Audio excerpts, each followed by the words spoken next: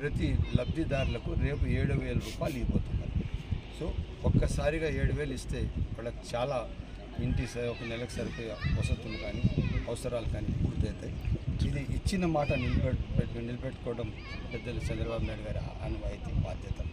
ఆ క్రమంగా ఈరోజు పూర్తిగా ప్రజల కోసం ఇంత పెద్ద కార్యక్రమం చేస్తున్నారు. దాదాపు 6,000 కోట్ల రూపాయలు ఆంధ్ర రాష్ట్ర ప్రజలకు మొట్టమొదటి దిశగా ఒక పెద్ద రిలీజ్ ప్రభుత్వం నుంచి ప్రజలకు పెన్షన్దారులు ఇవ్వబోతున్నారు. ఇదే కాకుండా ఒక ఇంటిలో ఇద్దరు ఉంటే ఇద్దరు కూడా పెన్షన్లు ఇవ్వాలని ఉన్నారు.